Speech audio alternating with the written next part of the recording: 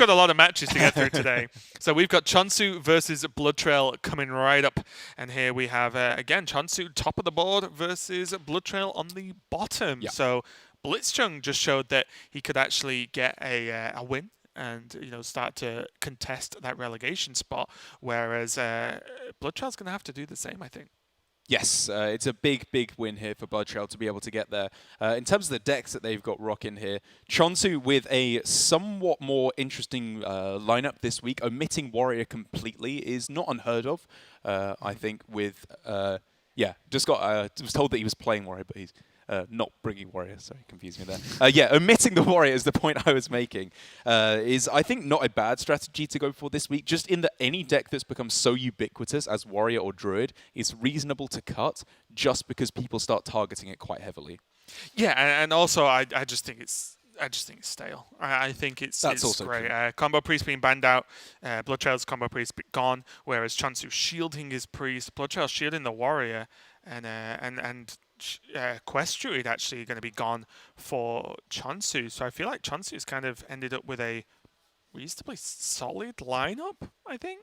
I don't think he's got to be too afraid of anything based on what I can see so far, regardless. Yeah, che0nsu being a priest fiend, as we're seeing more and more Asia-Pacific players catch on with both shielding and banning it. This is the first week where we have a very high representation of priests in Asia-Pacific. We have the only player in all of GM this week not bringing priest as well, in Flurry, who we'll get to see a little bit later on. But for the moment, we do have che0nsu protecting and banning priest from him and his opponent respectively, and even including a plague of murlocs in his shaman. I would say yet more respect for priest. Yeah, 100%. And I think, although you can say, why ban priest if you're bringing tech cards to help versus it? Well, the idea is that most players shield priest, so you don't get to ban it. And if you can ban priest, I think you almost do 100% of the time. I don't think it's possible to build a lineup that is favorable versus priest, so you either ignore it and kind of allow yourself to mentally go 0-1 at some point in the series, or you try and ban it when you can. Whereas BloodTrail has the Quest Druid and the Warrior with a Silencer dotted in there, and the Highland Hunter also with a Spellbreaker. So, funnily enough, there is a lot of silence knocking around. When you put silence on top of Hunter, then it has maybe a bit more extra game versus Priest. But I think overall, especially with the way che0nsu's been playing, I kind of favor che0nsu here. I think I do as well, especially as there's a reason why these players are at 7-1 and 1-7. I think it was brilliantly illustrated there by BloodTrail in an 8 or 9 game sample size. I think it's reasonable to expect about 2-3 games that you just cannot win. Right. Sometimes your opponent just gets a better game. And sometimes you just win. Absolutely. Right? So. That's the way it works. It evens out over a while. But there's always places where you have matchups you could have improved your outs. And I would say that is absolutely the case with BloodTrail. There have been instances where he could have improved his chances drastically of pulling ahead in the game. And so if we just even just gave these players the same lineup to both players, I would put che0nsu in the lead because he's just been playing better. Okay, let's go into match 2 of the day. Players are ready. I'm ready. Dark's ready. And Town-Cry is ready too, as always, on 1. che0nsu on the top, on the Quest Shaman, and BloodTrail on the controller on the bottom. And I'm going to take mental notes during this game because I spoke to Sol the other day. I said, Sol, what do you think? Do you think Quest Shaman consistently beats Control Warrior on average, just like as a generalization? He's like, yeah, dude. I was like, well, as always, Sol, we couldn't disagree more. So I'm going to watch, because the good players do it and see what happens. Because he was telling me that Sol actually had trouble. I thought he was playing Quest Shaman well until Bunny Hopper spectated him and told him all the things he was doing wrong. And then Sol was like, oh, wow, I was playing Quest Shaman really bad. Yeah. So now I'm going to take notes and see what happens, because I think this is hard for the Shaman. That is some pretty invaluable advice to get there from Bunny Hopper, who's been like rank 1 legend multiple times this season, playing pretty much exclusively Quest Shaman. I know that him and Casey, big practice partners, have been touting that players still underrate Quest Shaman to this day. I think because barely anyone knows how to play it well. It's so hard. Yeah. I started practicing this deck properly this week, getting my teeth into it, and I expected I'd take a few games and I realized, okay, these are the cards you're looking for. These are the things you don't do in certain matchups. It's really tough, this deck. There's always just so many options and so many possibilities of things to go for. Yeah, I played a good chunk of this as well.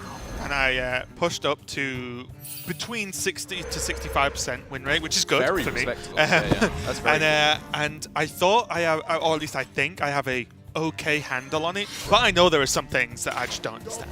So I think it's a very difficult deck to pilot. Even this turn looks weird a little bit, just getting the Bog Slosher down.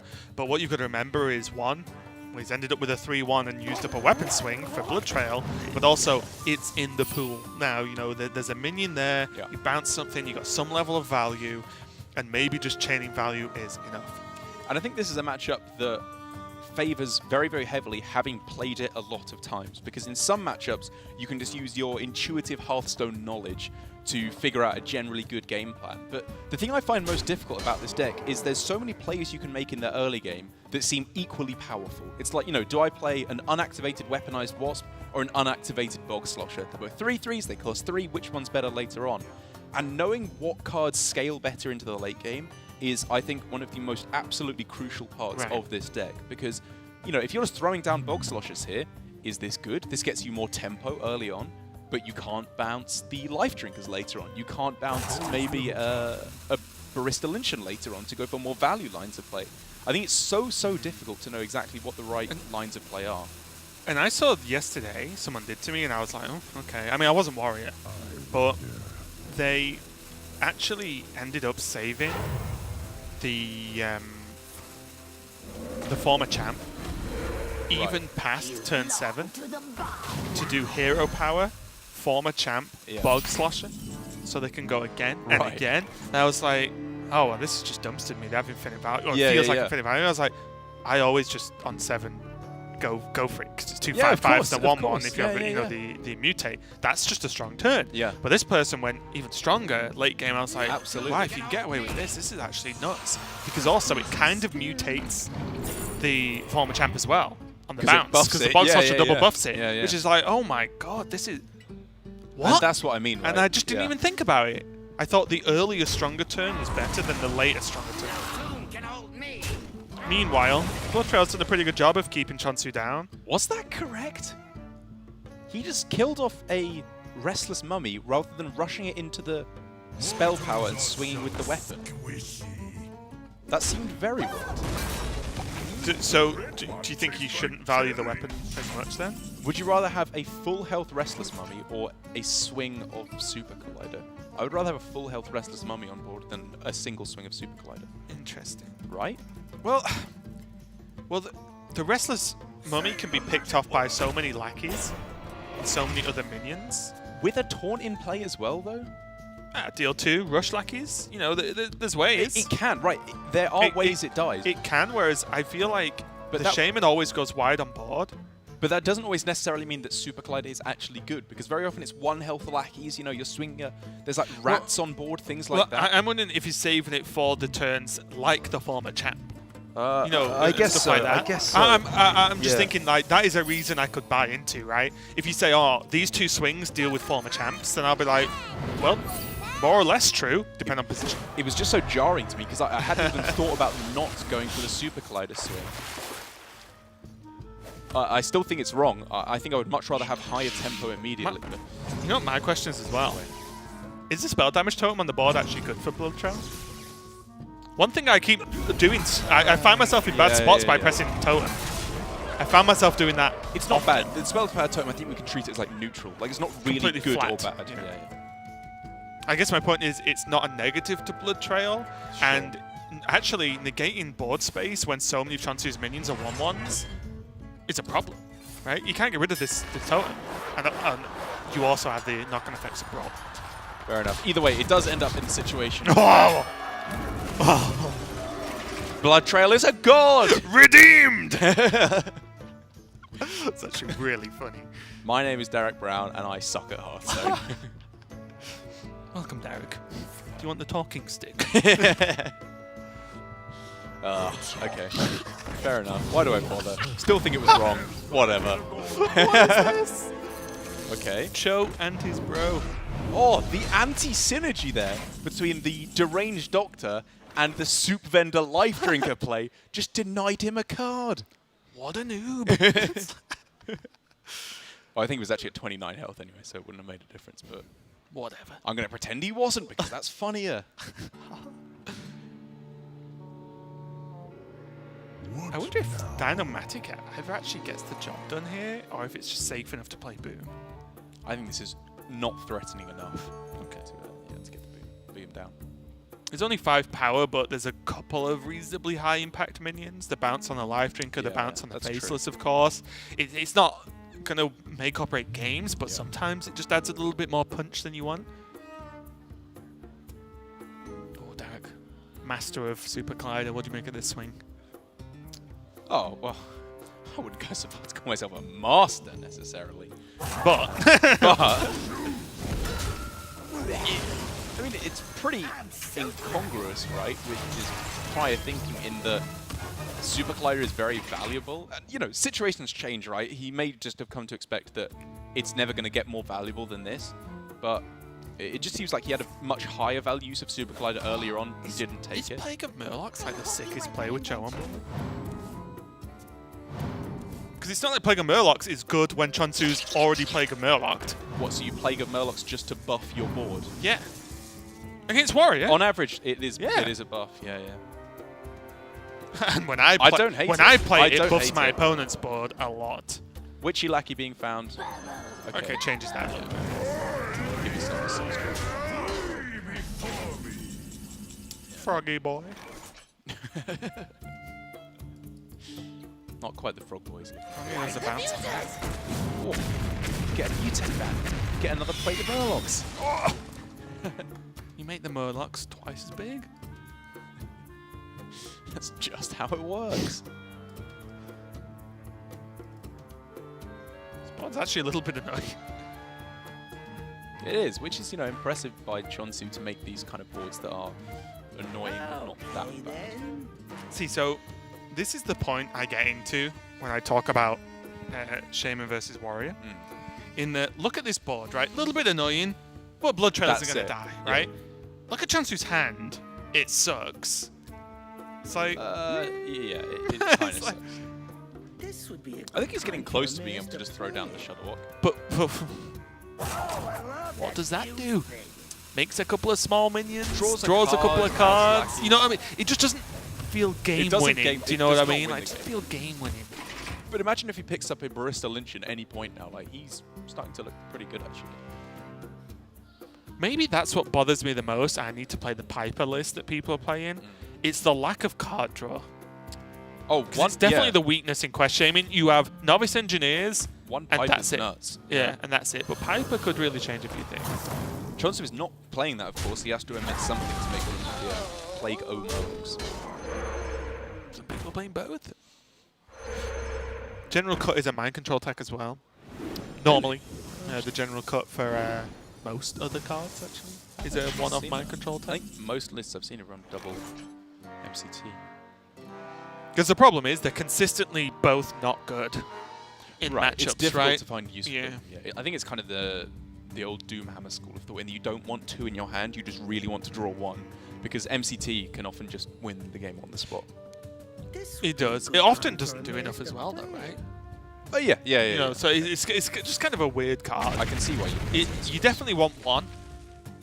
I don't think you ever cut them both, but I think the 1 is obviously. Right, because the thing is, if you have none in your deck, your opponent doesn't play around with it. Yeah. Whereas just having 1, even if you never play it, it means your opponent has to keep themselves small. And the Shuttlewalk pool as well means you kind of play 2. Fair. You know, ish. So now, BloodTrail giving che0nsu a Plague, which is fine for him. He's not too fussed. And now these are the hands that at least I get often, is yes, there's Shuttlewalk that can do stuff, but everything else, you're just making bad minions. Although I do love that minion in the middle. I hope Warlock's good next expansion, because... Ooh. That's intriguing. There's no way he can bounce that back to his hand, right? Of course it's the right way. Here we go. Murloc buff. He's solid. Wow. That's Pretty very good. good. That's insane. People laugh at me for my Plague of Murloc suggestion. Not me. I think it's Solid. very good at the moment. Really? Yeah, solid.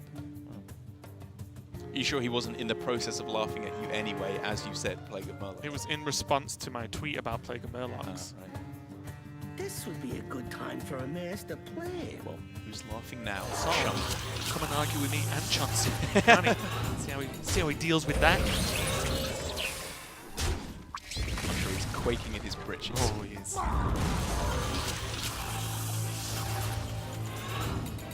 Definitely rough. All of this rush is helping BloodTrail out a lot, though.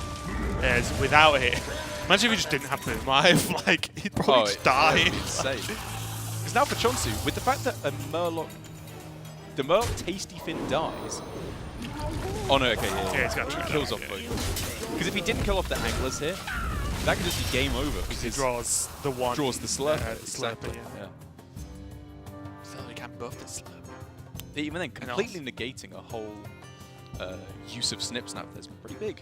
You've got to really see the future, though, and say, is there a world where che0nsu can bounce this Finley? It changes hero power. You're talking my language now. Oh. What would be the best one? Paladin plus two guys, I guess. I think would you even like to think do that? Is that Hunter. even better than Hunter?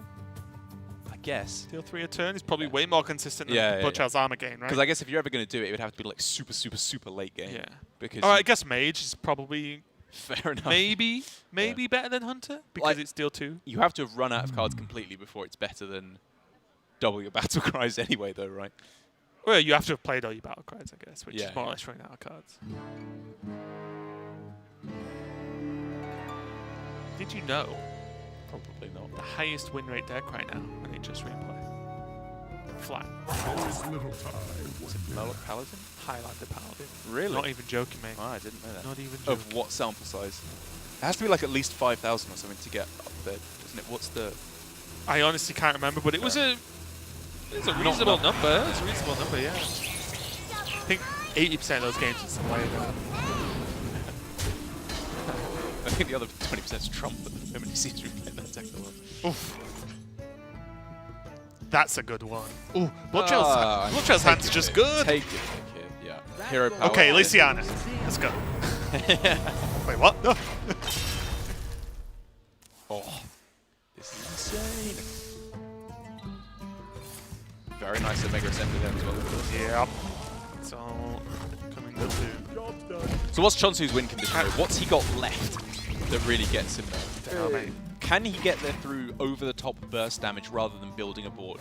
I'm going to go ahead and say no. I think he has to stick forward. 2 Mogus, 1 Champ, 1 Barista, 1 Life Drinker, I believe. This is all off the top of my head, I might be wrong. Yeah, yeah.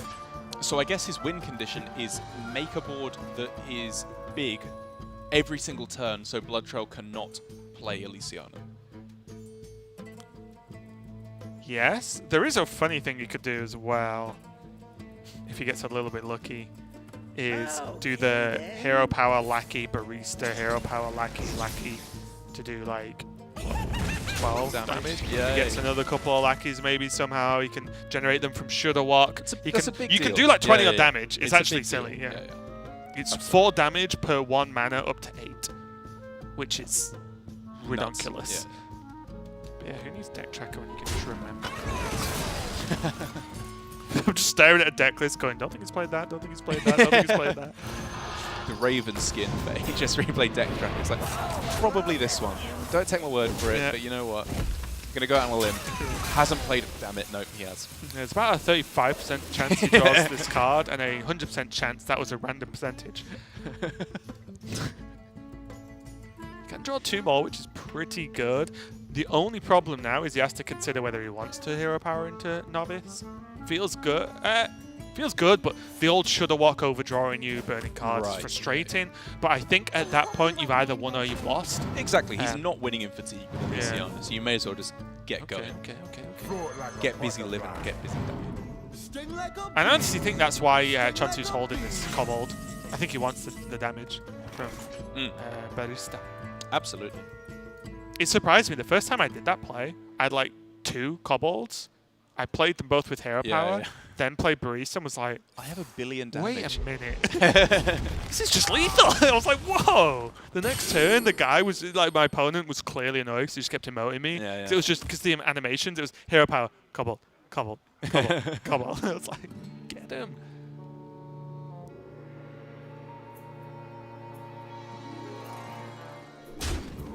I mean, I'm looking at a fair few ways to be able to clear the board, mitigate all the real threats here on this board.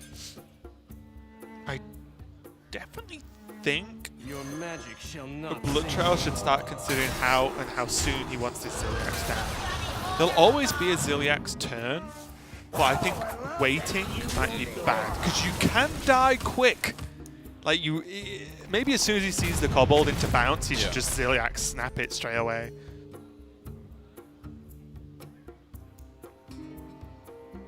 And I think for me, this is one of the issues and why mind control tech is cut. Very specific circumstance, but it's not doing much in this matchup, is he, right? Right. It's walk time now, though. Obviously, the card draw effects are somewhat bad, because I think che0nsu is pretty clearly going to be overdrawing drastically here. Gets a rush on the champ. Pretty decent outcomes here, actually. Mutate's not a bad card to get here at all, either. Mutate the shudder. Yeah. Still has Life Drinker. So, not bad. No kobolds, which is annoying. That's very bad. The Evolve is something he will want to do this turn. He needs to free up space, and so he draws Barista. An 8-8. Yeah. Oh, has he got a bouncer left? If we... Whoa. Oh. The lackey's coming buff. 2-2 lackeys. Whoa. Oh, no. It's like, these are so big. Although the mind control techs look a bit better. Nope, just witchy. Why does che0nsu look happy? So confused. Like, Smayer's like, yeah, cool, I like witchy lackey. I'm glad you survived, friend. It's like the origin story. It's like we're getting a preview for the Joker here. With his mentally destruction. Yeah, he just finds it funny. Okay, then. 6 mana left for BloodTrail. Couple of options. I doubt we're going to see an Omega Devastator unless he really wants to kill that witchy lackey. That witchy lackey's never coming back. So I'll take it slow. For the benefit, of course, I did mention about Ziliax, but Omega Devastator into Ziliax is the age-old, power play. It's going to heal for a lot. There's Mogu with Mutate. Okay, and these are Battle Cry cards, right? Which means a Barista off the top. Maybe we're talking some kind of a value play that he can get there.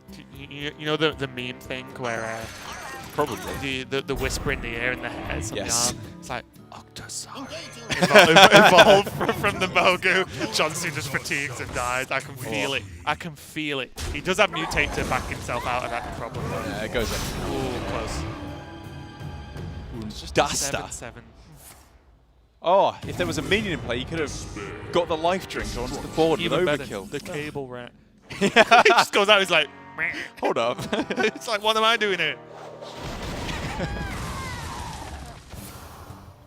And honestly, it's very easy for me to say right now, this is truly my experience of this matchup. It really is. Yeah. And I don't know outside of Barista shenanigans, which is hard to set up. Yeah. It's really hard to set up.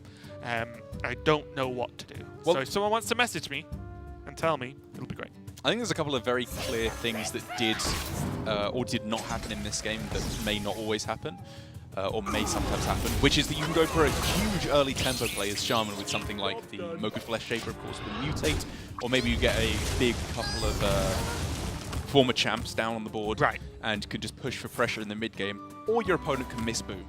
And then you can maybe get into a situation where you're dominating the mid-game. Like, for example, the Snip Snaps. Imagine if Dr. Boom wasn't in play there when there was a big board. That turn would have been huge. Tough. Yeah. That would have been huge. You could have just won the game on the spot. And here we go. Might still be doable.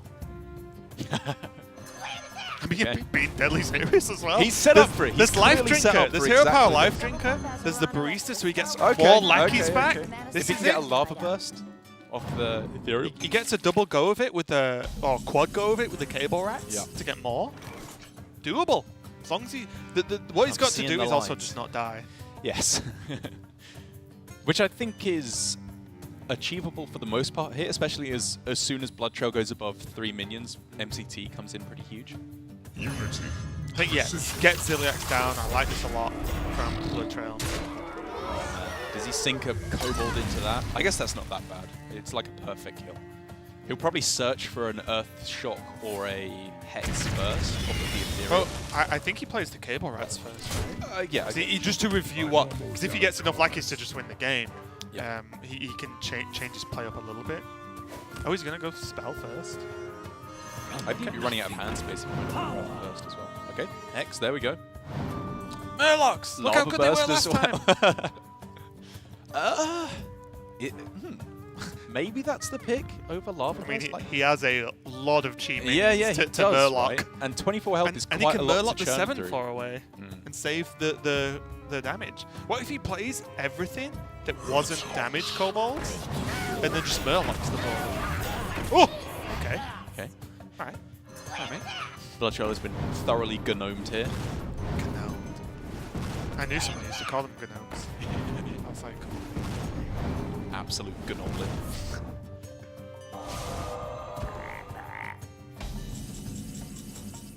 Yep. Obviously manages to deny the extra heal. Very important. And when you look at the board in this state, as che0nsu would obviously have been imagining it, Lava Burst starts to look a little bit juicier. He's got a lot of damage. He's got, what, 11 guaranteed? Yep. But this is what I mean. Maybe he can get there. I feel Maybe like he definitely can get there. I feel like...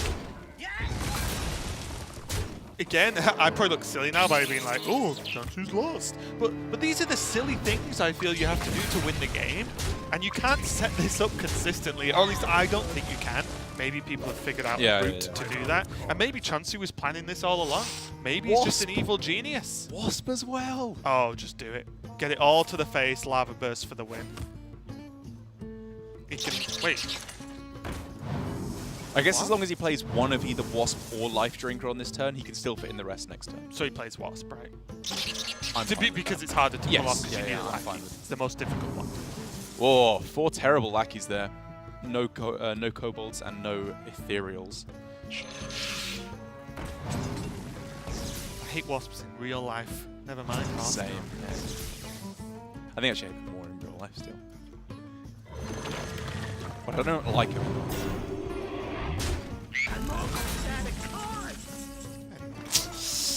That, my friends, Is that just game? is game. Wow. What happened? What? Don't I look silly? Yeah, don't we indeed. che0nsu, evil mastermind all along. Guess this is what he's been setting up for the entire time.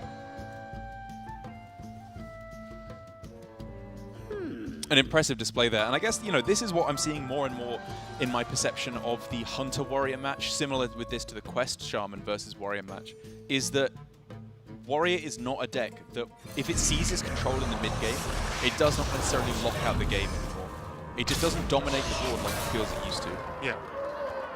Yeah, I can see that. And I don't know if that's because of a switch away from Bomb Warrior to Control Warrior. Yeah. I played against Bomb Warrior the other day. Sickened me. Yeah, they went coin, Alec, Goblin, Weapon. I was like, You're just dead. just dead. Yeah. Honestly, it was like turn 7 win. I was like, wait, I forgot Warriors did this. That's going to be game number 1, though, che0nsu. Wow. That was so wow. close. If he hadn't picked the Lava Burst, it could have just been game. Yeah, that's true. That's true. Very impressive to get yourself out of a rough spot, and I do feel that che0nsu was in a rough spot. You can argue he planned for it all along, but that plan means that you have to get the right outcomes. He got the Hex as well. Yep. For the, you know, you got the right outcomes from the lackeys to get the right lackeys, and so on with the damage, and he did survive long enough. So very, very good job to che0nsu there, taking a win when it looked like a pretty straightforward loss as far as I was concerned. It's only game number 1 though. We've got plenty more coming up. We'll be back with more che0nsu versus BloodTrail. Welcome to the Tombs of Terror. My name is Regis Jackson, and I'm going to be your guide through this adventure. If you didn't know, the Tombs of Terror are available to play right now, starting with Wing 1, the Lost City of Tol'vir. But before you enter, be warned, there are some terrifying things in the Tombs of Terror, and you might just need my help. This city is ours. Not only are plague lords running rampant, but there's a twist. A terrifying twist. And it's Murlocs. That's right, Murlocs are everywhere. The twist for this wing is the Plague of Murlocs, which means Murlocs have invaded each deck. Anytime you draw the Surprise Murlocs card from your deck, you're going to be summoning a random amount of Murlocs, which can be really helpful, but so will the opposing bosses. So things can out of control really quickly. But thankfully, I know a guy. It's my cousin, Reno Jackson, and I think he can help. Now, Reno is a proven adventurer, but he'll still need some tools and allies if he's going to succeed in this one. The first thing he'll need is a signature treasure. There are 6 treasures to choose from, but you'll have to unlock some of them by completing tasks in the Tombs of Terror. But for starters, Reno's lucky hat will serve you just fine, enabling you to do some crazy stuff with spell damage and also getting some stats onto the board early in the game. But once you've unlocked it, my favorite treasure for this wing is the Gatling Wand. This is an incredible way to remove your opponent's minions from the board, which makes it perfect for the Lost City.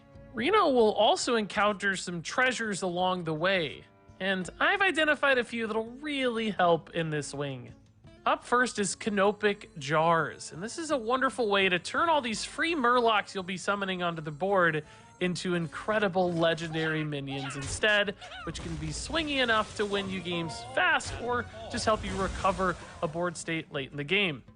I also love the Titanic Ring, which gives your minions +1 health and taunt, which when you're summoning this many minions, it's a lot more value than normal.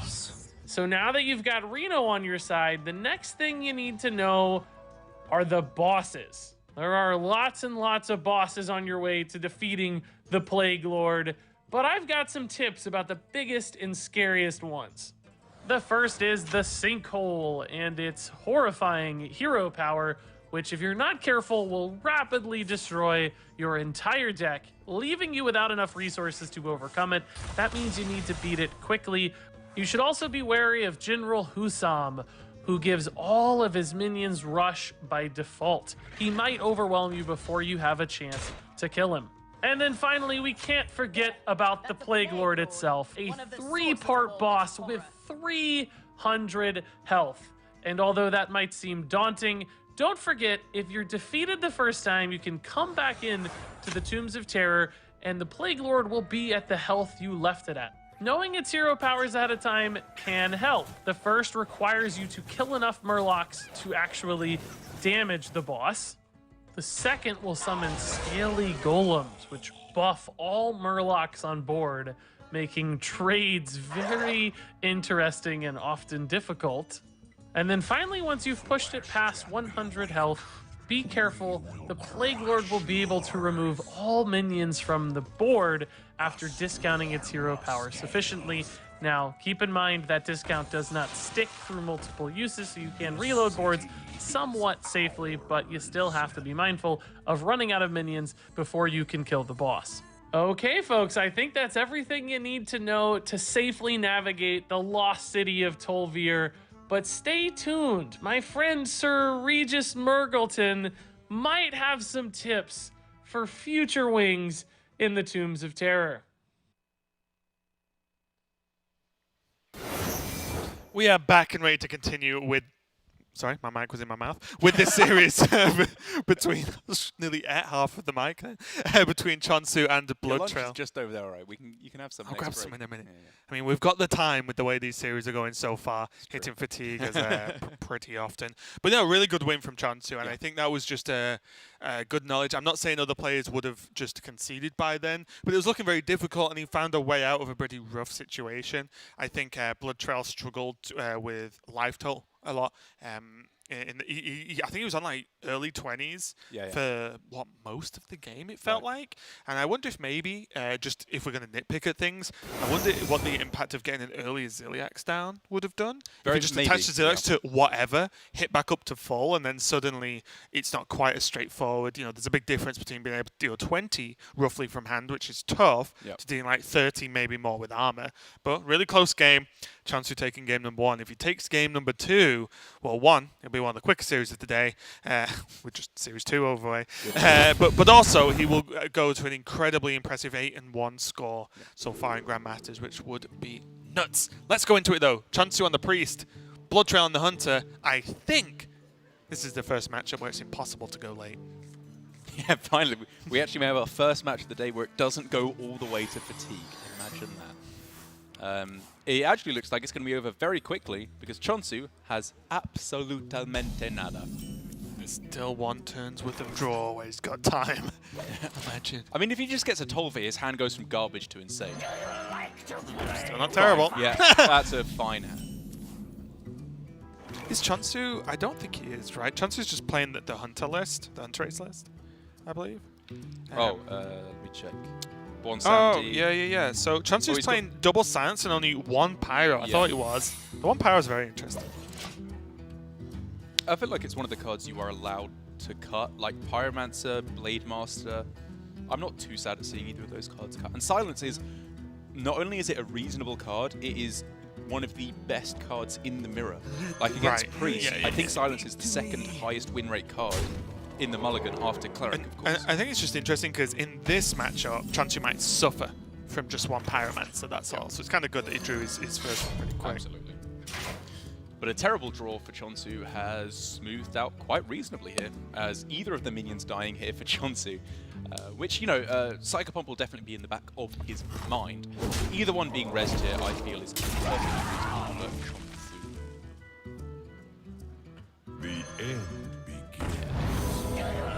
Now suddenly, it's already a bit of a problem for BloodTrail. Would you have ever liked to have seen a Topsy on the Psychopomp there to get a draw? Probably not. I don't think so. Yeah, you don't want to weaken your board too much. You just got to consider that with a weak hand like this, every card draw is pretty crucial. Well, the big thing is he has Divine Spirit in a fire. So at any point this game can end, which is something always to consider because... Which I would argue is another reason to draw cards, right? Because you want to have the highest chance of getting that insta win. I guess so. I still think it was not correct to do so there, just about card drawing. It just feels like such a good card, right? To just use it to just draw 1, like Topsy to draw 1 card is okay. But look, I mean, look at che0nsu. Who needs good opening hands when you have fantastic draws? Testing for snakes. He knew that it wasn't freezing trap, I believe. So yeah, testing for explosive now. An explosive here, I think, is fine for che0nsu. Get it out of the way. Damaged minion. Yeah. Get it out of the way. And most importantly, it still lives. And as you said, it's damaged, so he can heal it. I think I'm partial on this turn to Cleric, Tolve, heal. Plays around Rat Trap. Yep. Draws a card. What do you heal? Injured? Tolve? I think Tolve is fine. Unleash is Unleash. Well, yeah. does it? Well, yeah, because it makes a minion that dies to coin Unleash, right? Coin on. Oh, sorry. Unleash the beast. Sorry, Sorry, not unleash the hounds. I was Sorry. like, huh? I'm being too colloquial. No, it's fine. Yeah, That makes worse against yeah. coin Unleash the beast. Only marginally, though, I'd say. Like, exactly. You have a 3-1 instead of a 3-2, and if your opponent is going coin Unleash the beast instead of coin Bran, I think you're pretty happy. So now, looks if che0nsu's doing this, then I guess he's going to Divine Spirit in a fire. Hey, I got you, friend. I still don't think he actually knows if it's pressure plate though, right? I don't think so. I don't think he's played a spell with In a the minion on light's board. name. I think he has to go for it. Oh yeah, so he's just got to take the risk, isn't he? Fair enough. Oh, paid off. Yeah, I guess it paid off. Being able to attack. Did it pay off? The Cleric just dies now to the Unleash the Beast. But it kills the rat and the Unleash the Beast? If that's the case. I mean, we can see it's going to be isolated into a freezing trap. Or Zephyrus. But the problem is, with this hand, something had to be done, right? Sure. And the second there's not exactly a freezing trap or a Zephyrus, I mean, I don't know. In this position, if you don't steamroll the Hunter straight away, the Hunter has a lot of good cards. You are correct. And if it wasn't if it was the pressure plate instead of the rat trap, 2 out of 3 times you're in a very good position. Yes. You have that. It's just going to be a concede. 1-1. That's nothing. Oh. That's my kind of game. Quick.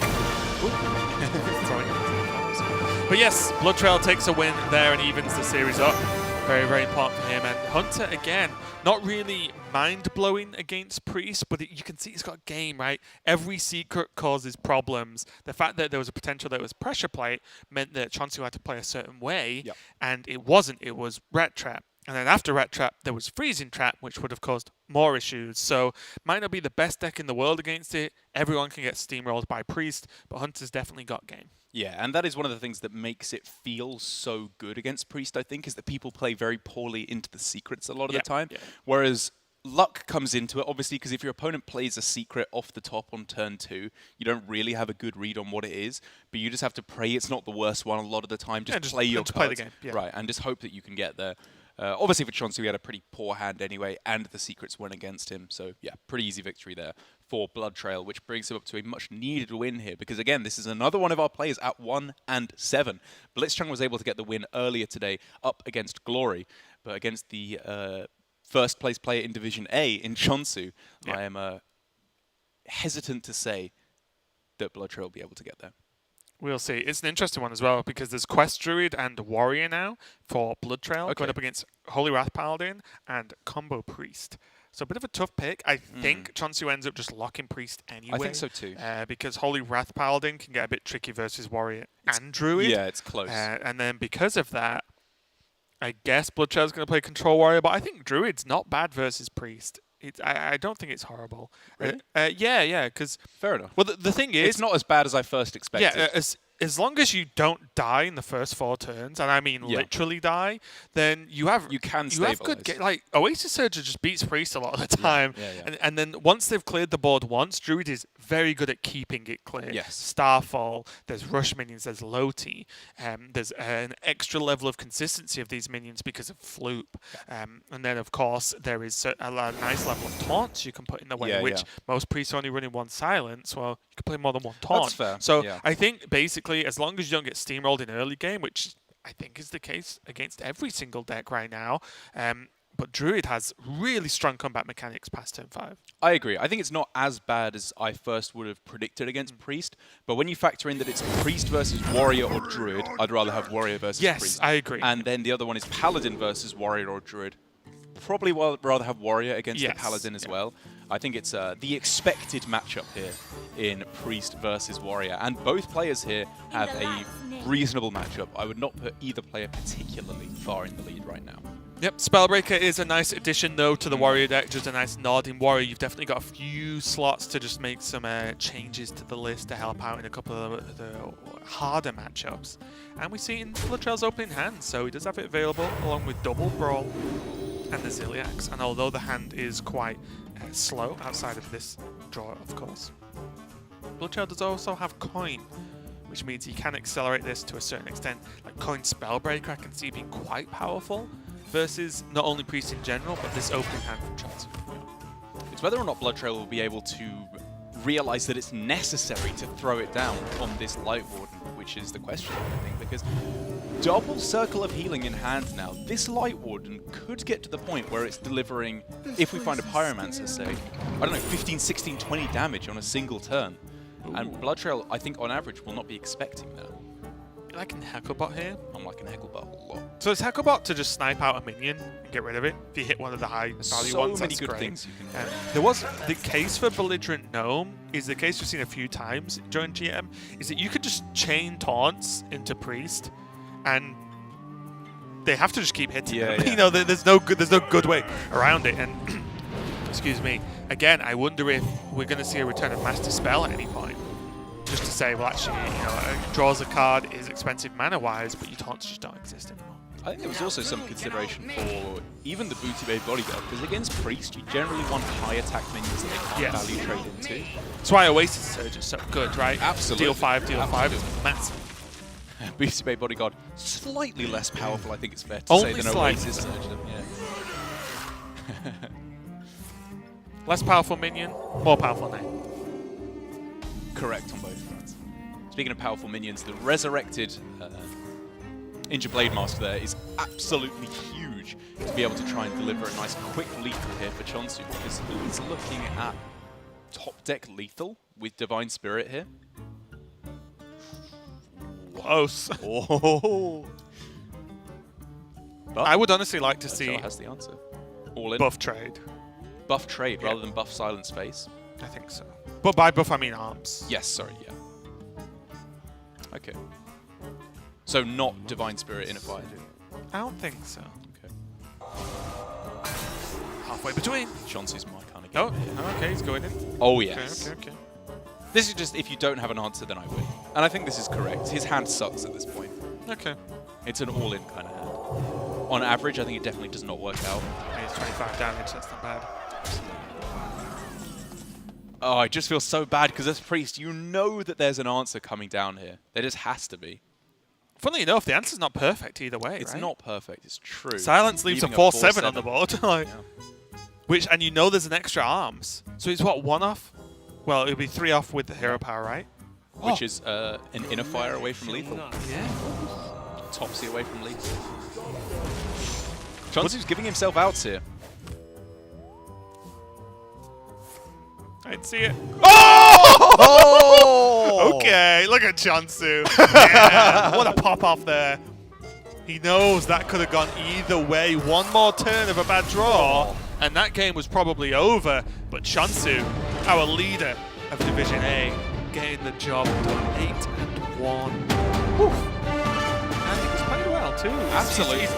He's not up there for no reason. Yeah. Either you got to look at that Shaman game. That was not a straightforward game at the end to pilot, just to really get that out and get ready for the win. And even then, he made the choice of going for the big turn, saying, "Look, I'm going to go for it. Yeah. If he has an answer, he has it." But the problem was there was an answer from BloodTrail to a certain extent. It stopped BloodTrail just dying, but that draw off the top, game. Yeah, I think that che0nsu knew exactly what he was doing that series. By keeping the Kobold Lackey for the entire game, it felt like. That was in hand for like 10 turns or something. Yeah. There was one play he was setting up for, he played it, and he won. That game at the end there, where he just went for a 22-22 minion, he knew it was likely to die. It was unlikely to win him the game there, but he went for an out, and he hit it.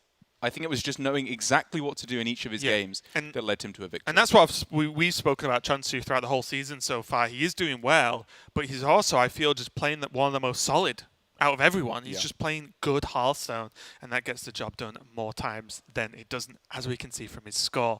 But congratulations to che0nsu on that win. BloodTrail looking worse and worse. Not so much in terms of his play, but just in terms of his score means that he is a little bit closer to that relegation. And it's not like even in Division B, where obviously Blitzchung and Patra pretty much still Kinda neck and neck. yeah, Exactly. yeah, With yeah. Blitzchung taking a win. If Patra takes a loss, they will be even. If she takes a win, it's a little bit closer. Samuel Sau is the second lowest player with, I believe, what did he have, like a 3-5 record I think so, yeah. at the end of week 4, which is nowhere near a 1-8 record that BloodTrail is now boasting. So unless something dramatic turns around, I think we're getting pretty close to just calling him our relegation player. Yeah, look at it. So we're in week 5. If he's 2 matches behind, he has to 2-0 1 week and 1-1 this week.